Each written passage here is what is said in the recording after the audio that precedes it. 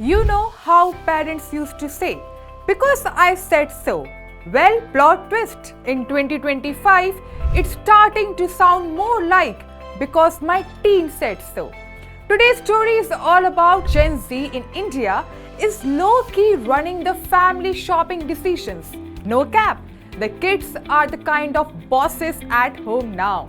Yes, the main character energy. Hi, I'm Jasmine and you are watching The Edge. A new study by the Fireside Ventures says parents across India are now validating their everyday buying decisions through their Gen Z teens. From food and skincare to wearables and tech accessories, teens are not just giving opinions, they are the ones who ate and left no crumbs when it comes to deciding what's cool, modern and worth the money. In simple terms, if the teen says this brand is mid, the product is not making it to the cart.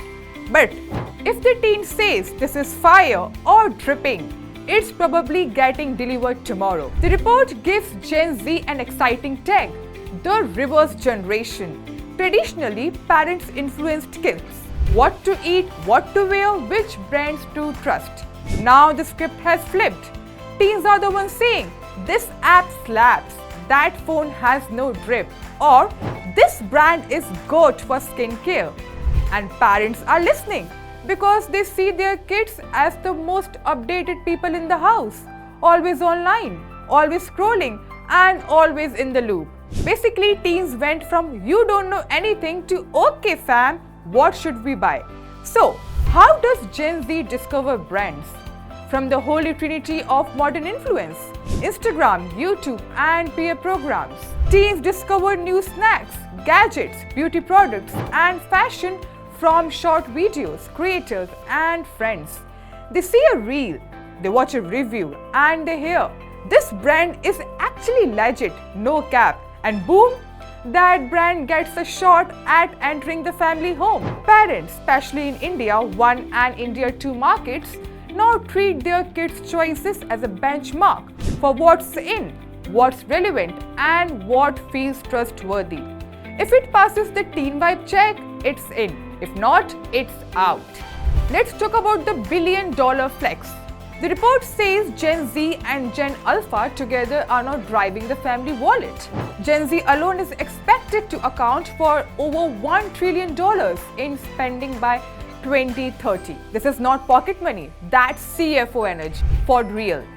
And by 2035, the study predicts that around 50% of today's big brands could lose relevance if they don't connect with this generation. So, if a brand's marketing feels cringe, fake, or stuck in the past, Gen Z will quietly put it in the L column, which is the loss column.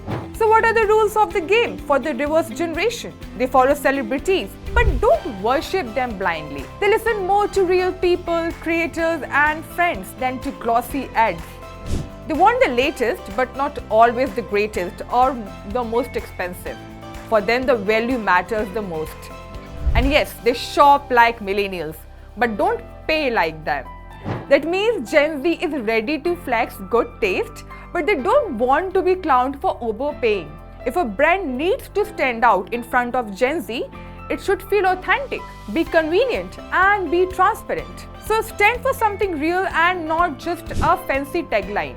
And if a brand looks fake, they call it sus, which is suspicious, and they move on. If it's honest, community-driven, and useful, they will hype it up, share it, and maybe even style it. So this shift is a win-win situation for founders and entrepreneurs too. The report says there are now huge white spaces to build category-defining brands that are hyper-personalized or community-powered, something which is deeply embedded in the daily lives of digital natives.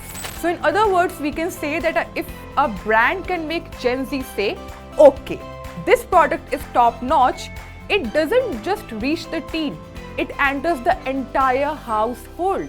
So win the teen and then win the family. Old school ads alone won't cut it. Now it's about real experience, trusted creators, and genuine communities.